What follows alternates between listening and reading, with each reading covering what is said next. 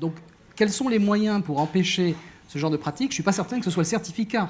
De même que quand on parle de l'Arche de Zoé, on est dans une activité délictueuse. On sait exactement que les ressources de l'Arche de Zoé n'étaient pas celles de donateurs institutionnels classiques et que là, on est dans la fraude et l'escroquerie, puisque c'est un des titres qui est reproché aux organisateurs de l'Arche de Zoé. Donc là, on est dans, finalement, la délinquance presque. Est-ce que le certificat va régler? Et il y a un certain nombre d'organismes privés, des entreprises privées, qui effectivement sont certifiés du sol au plafond et qui commettent des fraudes. Donc le certificat ne résout pas tout. Il y a peut-être un enjeu de coordination. Mais est-ce que le certificat règle le problème de la coordination de l'aide? Question ouverte. Wolf. Bon, première remarque. On a plein de certifications. Les bailleurs de fonds certifient. Je ne sais pas. C'est une réalité. Donc, ça, c'est le premier point. Le deuxième point, à mon avis, c'est la question, disons, qu'est-ce qu'on veut faire en plus de ça? La question troisième, qui concerne les gens sur le terrain, tu viens de dire, bon, les médecins là, qui se mettent dans l'avion et puis ils débarquent, je ne sais pas moi, un Congolais à la Bronx, disons ce que... référence à Ronnie Broman un jour, ça demande un nombre de connaissances qui vont peut-être au-delà de la certification de médecin qu'il a étant dans l'ordre de médecin. Mais je pense, et ça montre un peu le discours qui est très imprécis dans le monde humanitaire, on parle de professionnalisation. La professionnalisation, en ce qui concerne les professions, je crois là, il n'y a aucun problème. On a des nutritionnistes, on a des gens qui ont la qualification. Ceux qui n'ont pas, a priori, ce qui devrait être c'est le deuxième élément de la professionnalisation, c'est la notion d'être humanitaire. C'est-à-dire, on n'est pas médecin, on est médecin dans l'action humanitaire, qui est autre chose. Parce que là, les critères selon lesquels on opère sont peut-être un peu différents. Ce n'est pas simplement une activité technique. Ah bon, j'ai 5 personnes, je les traite l'un après l'autre, et puis hop, on passe au suivant. Donc, et c'est là, à mon avis, où il y a peut-être finalement un problème, parce que toute la tendance, et je crains aussi ça un peu avec ce débat sur la certification, va très dans la direction managériale, c'est-à-dire comment faire techniquement mieux, être plus efficace, value for money.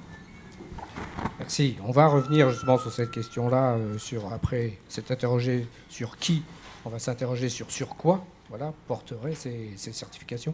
Mais je crois que vous vouliez intervenir également. Oui, parce que c'est vrai que, comme disait Fabrizio, il y a quand même, quand on regarde les rapports d'évaluation sur notamment les grandes urgences, il y a quand même des choses troublantes dans le sens où souvent, les observations qui ont été faites pour le tsunami ressortent au Pakistan, ressortent en Haïti. Donc, quelque part, il y a quand même une question à se poser sur la capacité d'apprentissage du système. Est-ce que la certification va permettre de régler ça?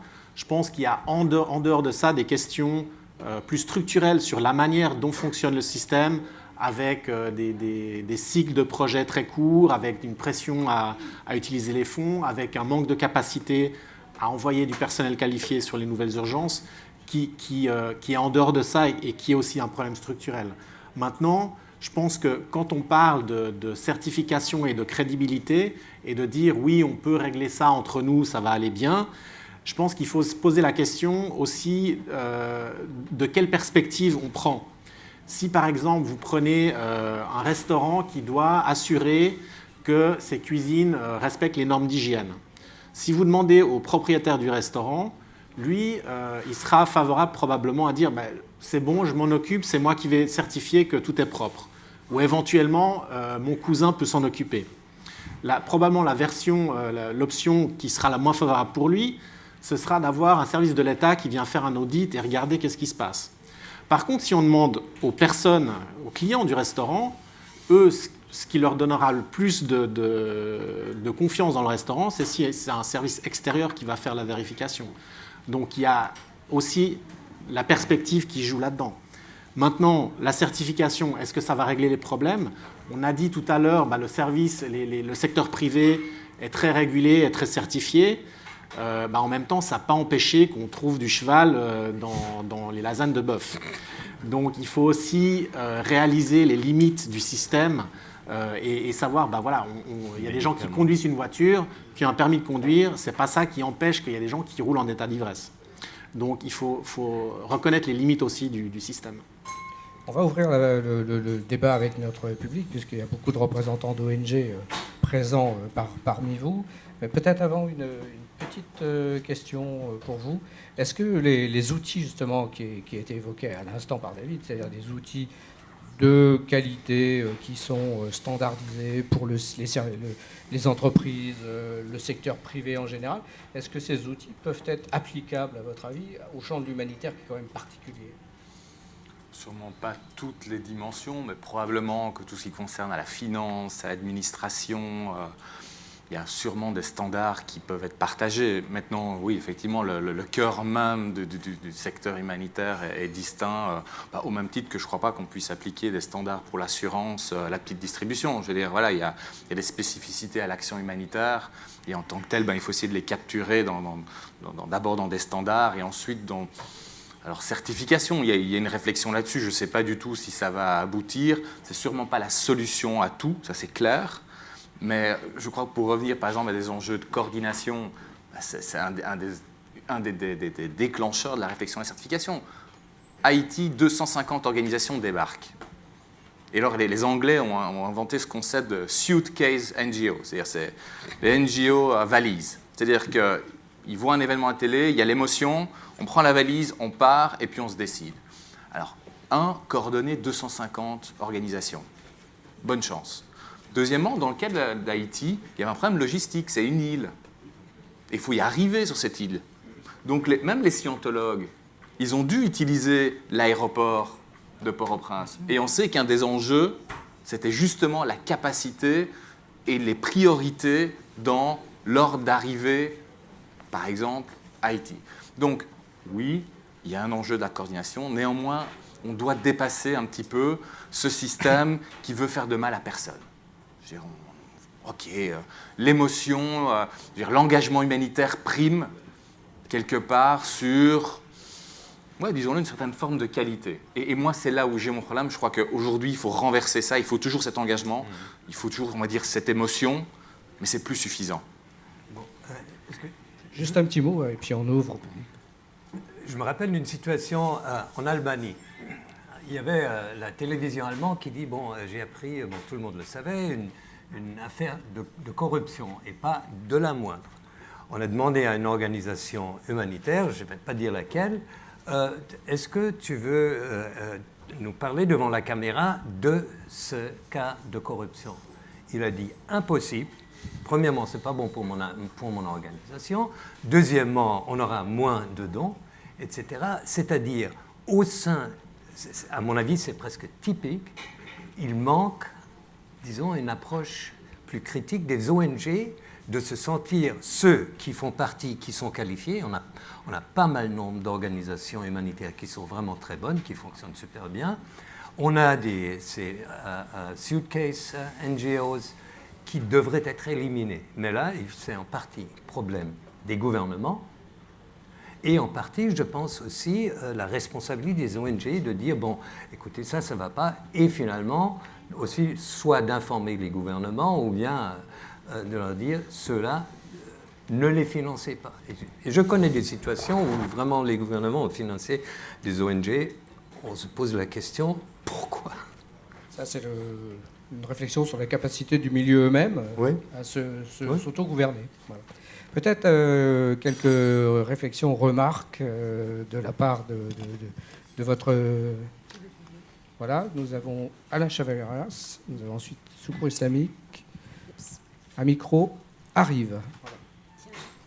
Merci. Merci de vous nommer à chaque fois. Alain Chavalerias.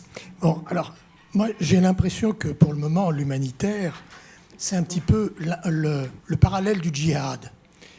Tout le monde a le droit d'aller au djihad, même si on ne sait pas se servir d'une Kalachnikov entre nous. Et l'humanitaire, tout le monde a le droit de faire de l'humanitaire. Résultat, et vous l'avez exprimé, résultat, en Afghanistan, j'ai vu des gens qui venaient et convertissaient, ils cherchaient à convertir au christianisme ou au bouddhisme des Afghans.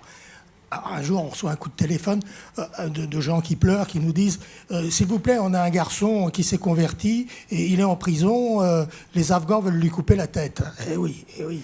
Bon, je ne suis pas contre les conversions, mais est-ce qu'une NGO est là au bon moment en Afghanistan pour faire des conversions? Il faut réfléchir avant. Hein. Et je pense, parce que le problème se pose à nouveau maintenant pour le nord du Mali. C'est un secteur où je travaille en ce moment. Je crois que ce qui vous manque, honnêtement, hein, c'est un comité de coordination sur le site et qui soit composé à la fois d'humanitaires, de responsables de toutes les organisations, d'autre part, qui soit composé de politiques du pays, parce qu'après tout, ils ont quand même un droit de regard. Ensuite, de politique des pays intervenants. Au Mali, bon, il y a un petit peu la France, mais elle n'est peut-être pas toute seule. Et puis, pourquoi pas aussi de militaires, parce qu'il y a un aspect... Il ne s'agit pas de donner le contrôle aux militaires, à mon avis, mais les militaires, ils ont des problèmes de sécurité. Donc, vous êtes sur le terrain, vous représentez un enjeu, éventuellement, vous pouvez être capturé. Donc tout ça, c'est des choses à intégrer. Et je crois que ça ne peut se passer que dans un discours, que dans une rencontre, une discussion permanente entre les différents intervenants. Et je crois que aussi, alors là, c'est là qu'intervient l'admission d'une organisation sur le terrain.